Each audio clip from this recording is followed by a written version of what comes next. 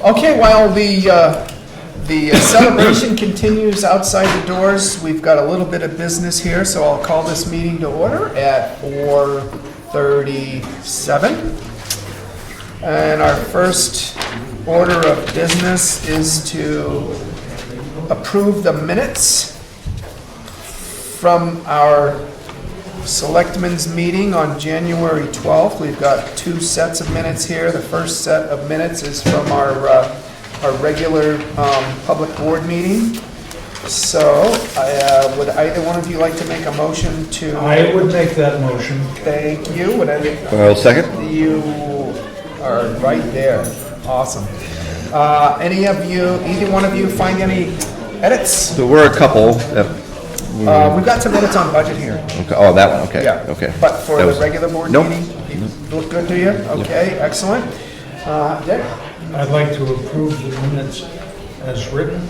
Very good. All those in favor, say aye. Aye. Aye. Very good. Okay, we'll start off the signature parade. And next up will be approving the minutes from the Selectmen's budget hearing that was held on the same night after our regular meeting. So moved. Second? Second? Any edits or changes either one of you found? There were a couple that were cited in there. And it looks like one of you was kind enough to earmark that, or both of you on the I think sheet. Julie found those Or actually. somebody in the office, one of the pros, or one of the professionals that work here. Our first correction is on the second page under financial administration, where we had a comment that was attributed to Paul Benson, but it was actually Willis Kelly. It wasn't Peter Benson, or Paul Benson, it was Willis Kelly. So that correction. Either Paul or Mary. On the same page, down under building inspection, I talked about a comment made by Jay, but it was actually a comment made by Kevin. So I will entertain a motion to approve the minutes with those two edits, if either one of you like to make it. So moved. Second? All those in favor, say aye. Aye. Good. No problem. Sometimes seeing other people looking at it. I mean, everybody read my stuff. Thank you. I didn't catch it. Next order of business I did. is going through our action item list. We had no action items that were found for us at the meeting last time, so there weren't any, but under notes on the action items list, we did want to call your attention to a series of upcoming meetings we're having. Our next public meeting will be Thursday, February 9th at 4 p.m. right here in this room.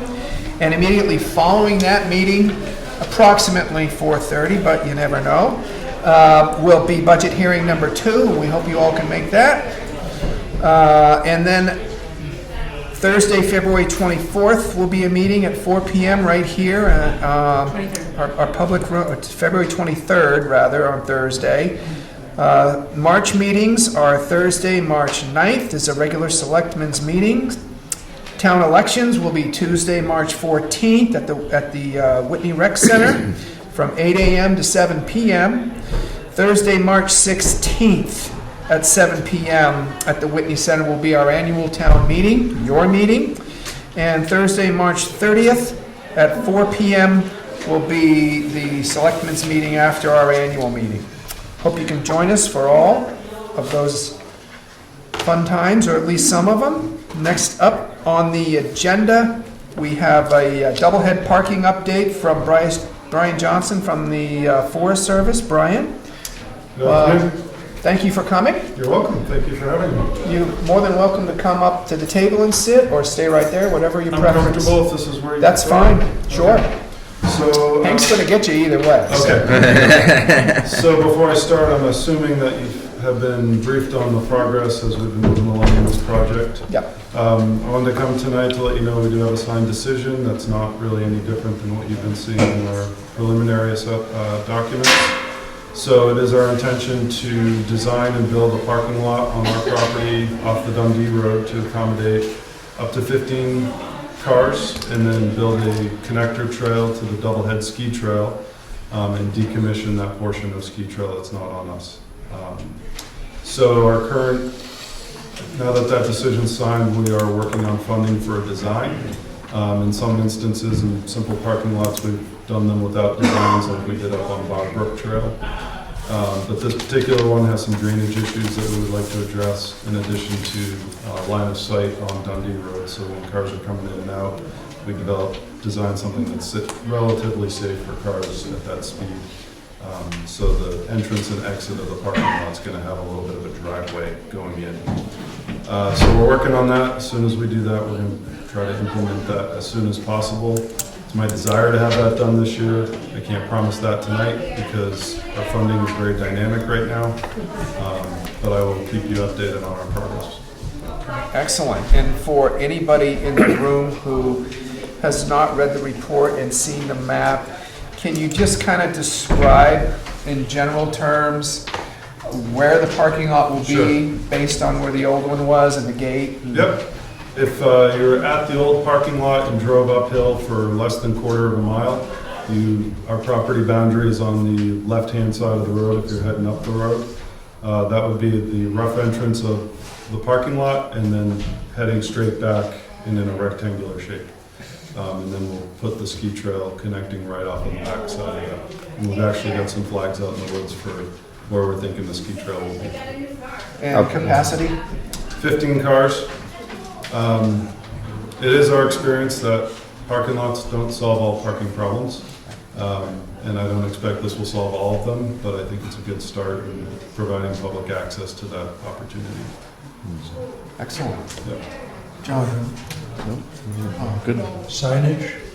For the parking, so typically on any of our Forest Service parking lots, we put a parking area sign.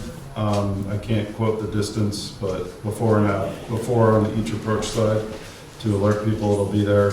And then there'll be trail signs within the parking lot telling visitors where to go for the hiking trail network. Surface? Gravel surface. Gravel. Yep.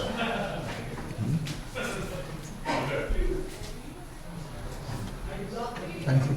You're welcome. Thank you for your patience. Could I ask you, in relationship to the gate, is it before or after, or is it on the Jackson side or the Bartlett side of that gate? Jackson side. Okay. Yep. Yeah. And now is a great time if anybody has any comments to make on the Doublehead parking update with Brian here. We'll do a show of hands, go around. Yeah, no question, I'm sorry, no comments, just a question. Does the proposed new trail from the parking lot that connects to the ski trail, does it come below that brook? Or is it, the brook that comes across, that's sort of the major brook there? We have one proposed crossing of that brook. One proposed crossing? Correct. And the second question I had was, would it require a parking pass for people to use the parking lot? No, it would not. Okay. Yep. Good questions. Yeah, nice. Other questions? I just wondered if there'd be a sign indicating where the overflow parking would be available. I think that would be a good thing for us in the town to work on together. So after we implement this project, we're going to monitor to see if it's accommodating the volume of use that we're currently seeing out there. Our experience shows that sometimes when you build a parking lot, more people come. In which case, we would have to work with the road agent in the town to figure out how we want to address that. We generally don't approach these to build to the capacity that the public is demanding, but more the capacity of the resource we're providing access to. We can look to Diane's Bath as an example of that. Did that answer your question? One other quick question, I'm sure I missed this because I got here late and I apologize, but will the town be plowing this parking area? That's to be negotiated. Oh, Yep. because that is an issue with the current parking situation. Yep.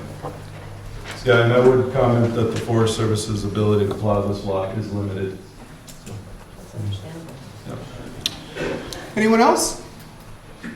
All right, very good. Brian, thank you. Thank you. So much for coming and filling us in with your report. Just a second note, moving forward, matters of business with the Forest Service in the town of Jackson, I would be your primary point of contact. Jim is still our district ranger, but I'll be attending your select board meetings as needed. Great, Yeah, excellent. thank you very We're in much. good hands. Thank you, Brian. Thank you. Good to see you. Good to see you. With that, have a nice evening. And you as well. Thanks. Leave the chief's hat though.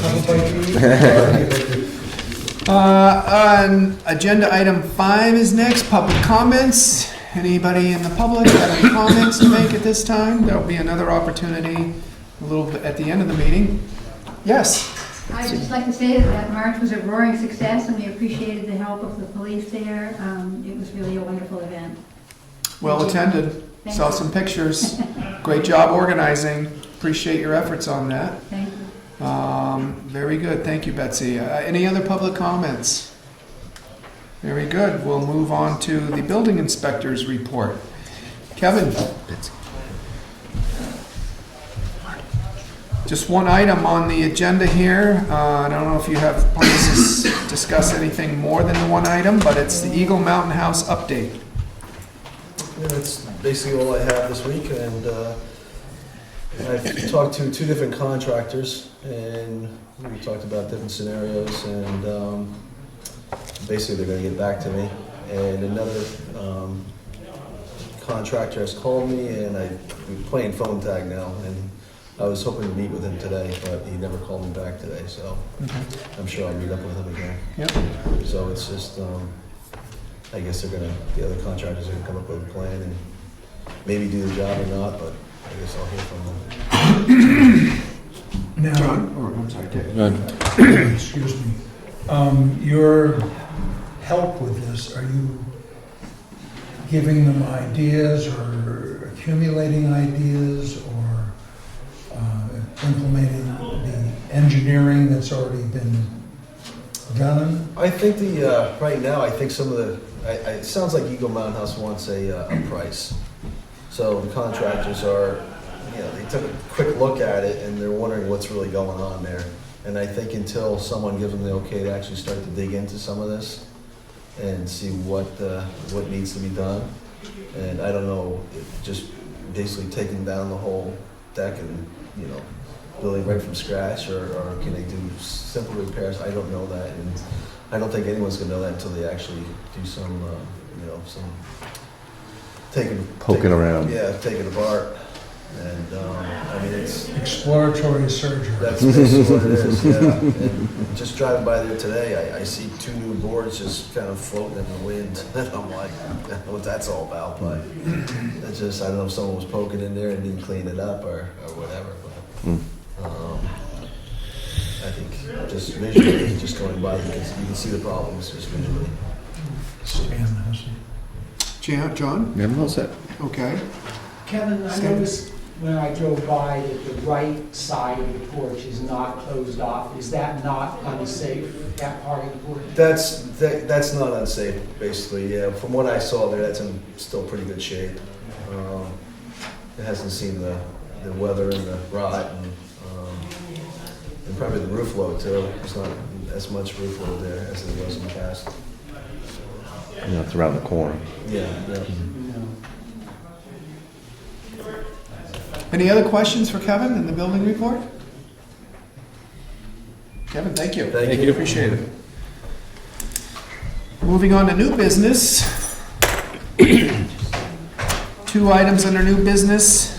7A, noise mitigation policy for liquor license requests, and this has stemmed from a number of different liquor license requests that have come in. There was one that came in from the Eagle Mountain House that we tabled to our next meeting, and so that we could have an opportunity to talk about noise mitigation efforts and get our feelings about some steps so that businesses could end up serving alcohol under outdoor structures and still remain good neighbors, and take some solid noise mitigation measures. And And at that point, I think we'll be ready to really address on a more permanent basis how we feel about things. But I have taken an opportunity to kind of draft initially a letter that would go out to any business with a liquor license seeking to extend that liquor license to cover outdoor events. And so I'll read it, and I'll talk about a quick edit that was suggested by our town attorney. And then I'll invite John and Dick, your thoughts on the matter.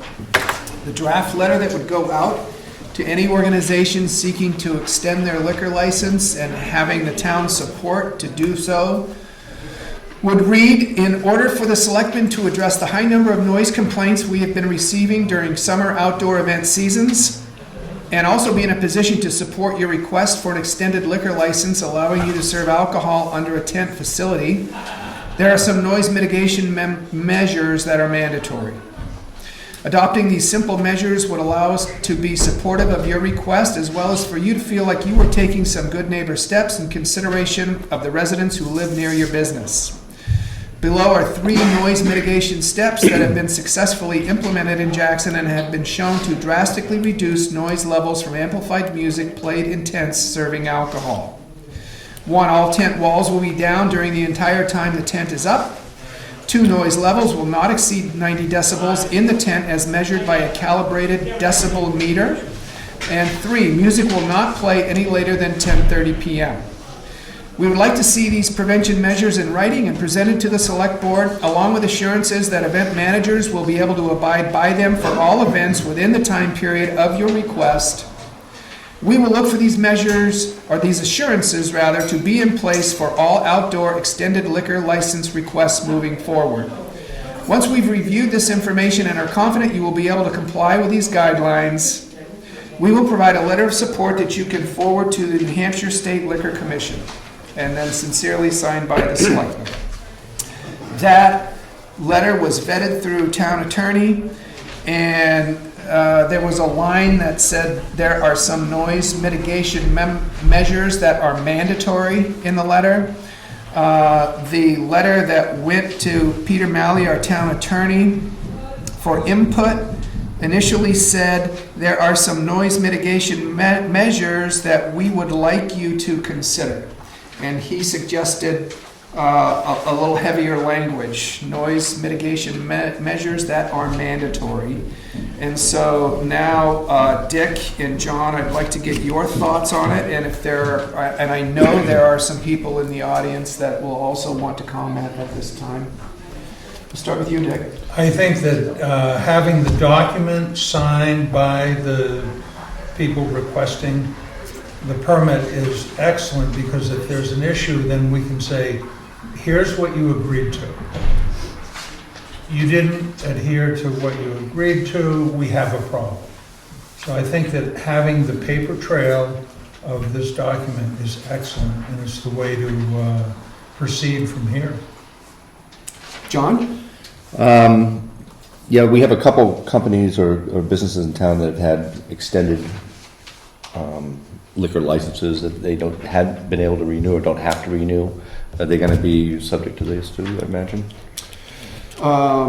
That's a good question. I'm not sure who has those licenses that they don't have to renew. I believe the golf course might be one. I'm not Christmas sure. Farm Inn, I think. Is And one. Christmas Farm Inn as well. And Whitney's maybe.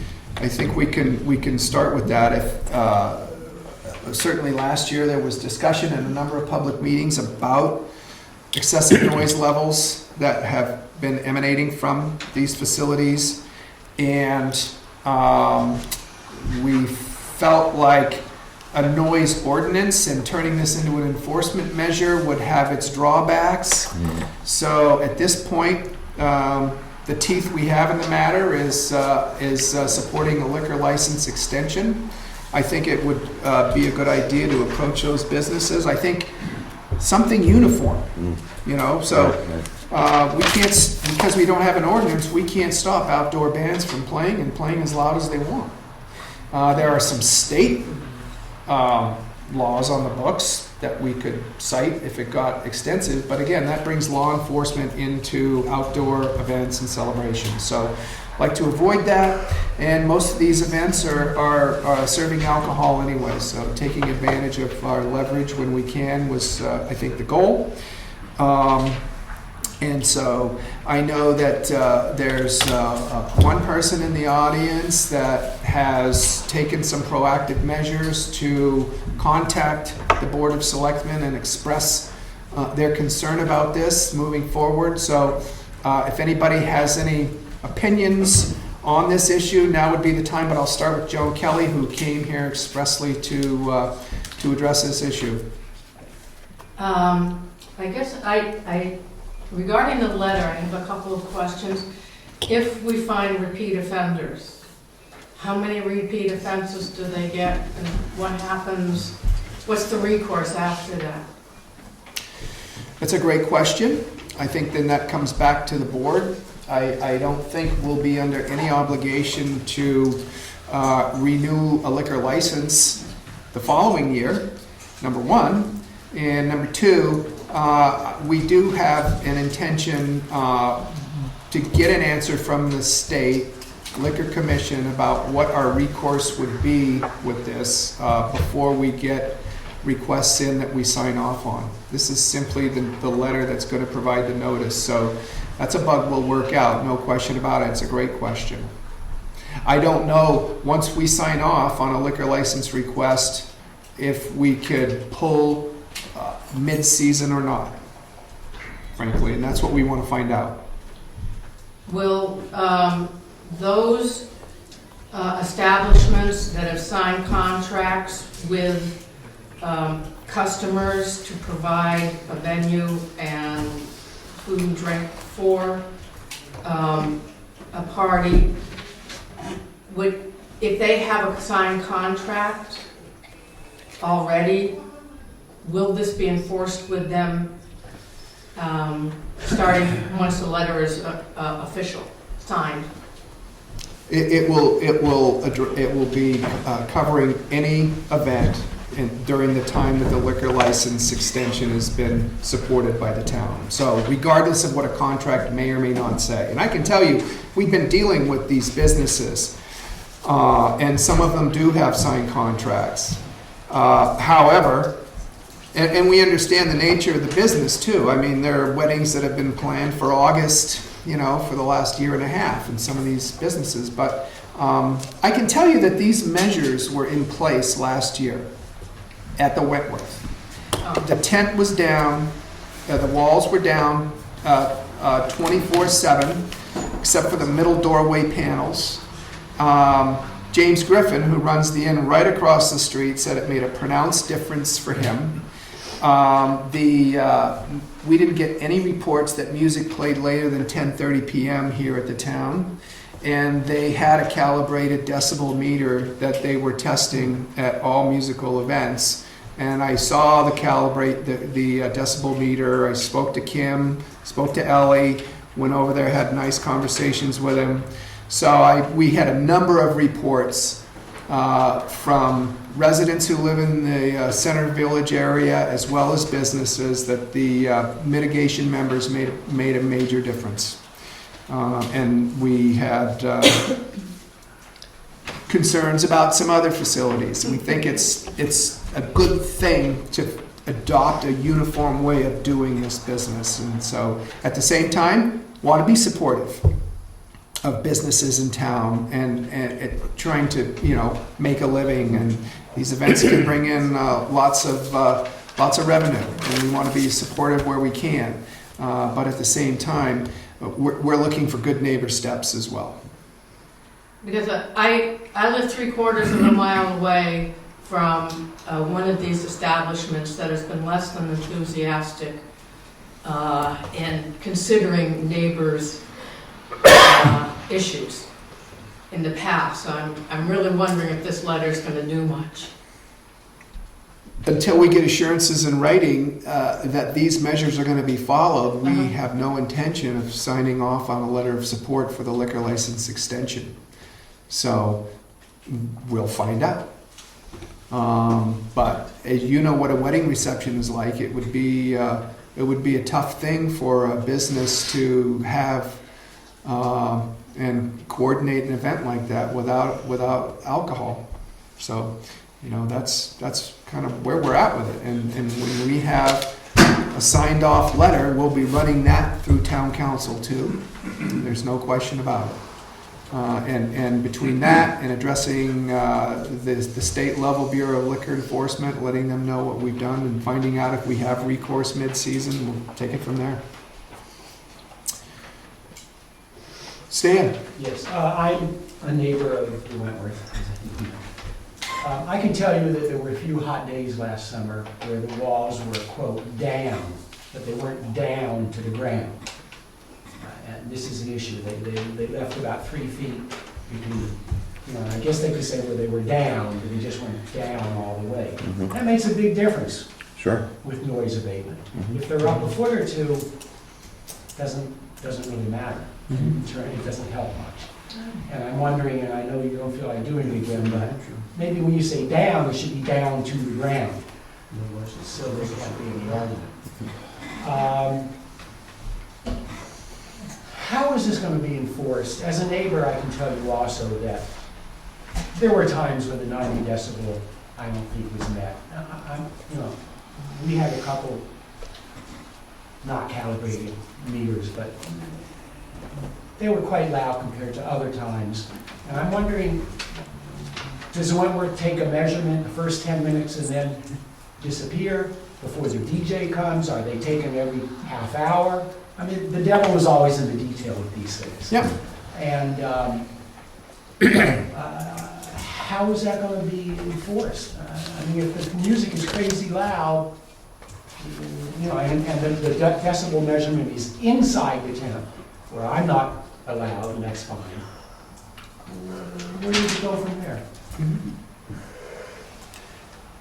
Good questions. I mean, there's no question about it. I mean, the walls were permanently down the entire summer when I drove by, and they were down at an angle, and they were permanently staked in the ground, and I didn't see them raised or lowered any from their permanent position all summer long, which was the position that people told me in the village made a huge difference. Sure. And so basically Kim has a decibel meter, and they test out the music at a sound check before the event begins, when the band's setting up or the DJ's setting up, and that's when it's measured. Before it And so, and there are assurances that the business gets that that's the volume level that it'll stay at. I can tell you they've taken major steps in the last 2-3 years, and because you've lived there for as long as you have. And so, if we're going to give our best effort here, if there are specific edits people feel like they need to see to the letter, we invite the comments. But this is kind of what we feel like we have some leverage to do. I mean, I would suggest it would be nice if a decibel reading could be made even by the business halfway down, halfway into the event. I mean, to do it before the event when they're doing their sound checks is not the same as after everybody's had a bunch of drinks, including the DJ, and it gets really fun at 10 Well, I'll clarify. The sound check is where the volume level is established, and the agreement between the event manager and the musicians is that it will be the maximum volume of that the music is played throughout the event. So it's not like somebody's guessing that they could turn it up because there are more bodies in the room and it won't be any louder than 90 decibels. The 90 decibel level is determined as a pre-sound check. B, your hand was up. Well, we have a tourist town. And you're going to have not that many years ago, Eagle Mountain House used to have bands there. I could hear them at my house, but it is what it is. You're a tourist town, you've got to get some leeway. Yep. And we're trying to be reasonable. Yes, other comments? I think that the 90 decibels is a good baseline to have. I would be very disappointed if I was planning a big event in Jackson, and they're usually very celebratory, in July or August, to have all the sides of a tent down. If you've been inside of a tent in the summer, that's so hot. And I would be disappointed at 10:30. 11 o'clock on a Friday, Saturday. I mean, I agree with Dee. We are in a tourist town. I live in the village. I hear it, but I also know what that brings to the town. The debrief that I had with the management and ownership at the Wentworth happened last August. And they were pretty straightforward and honest with me that they were concerned that taking these measures was going to take away from the quality of the event.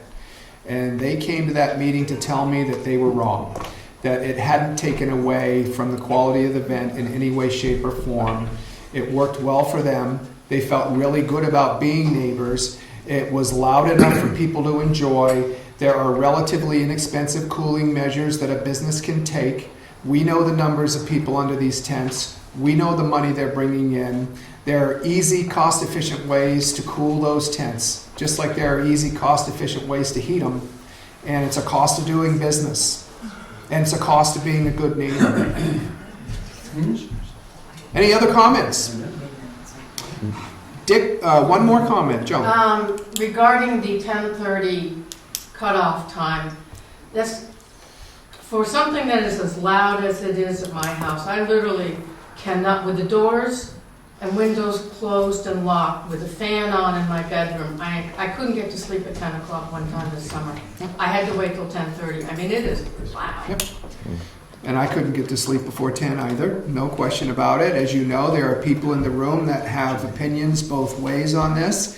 And we originally approached businesses about a 10 p.m. shut-off time, and were convinced that that would impact the event because of the time the wedding starts and the people show up, and the time of the toast and the cake and the dinner and the clearing and everything, that 10 o'clock was going to be premature. And we had some input from some folks on Cameron Drive that they felt 10:30 was a reasonable compromise. There are compromises in the letter. There's no question about it. I'm not saying this is a letter that's going to exist for decades, but we're going to see how it goes this year if we approve of it. John? Yeah, with the, living over in the same area, Right. one thing maybe possibly to mitigate that sound, maybe might be a secondary fence, that maybe be a temporary fence they could put up around that outside to keep the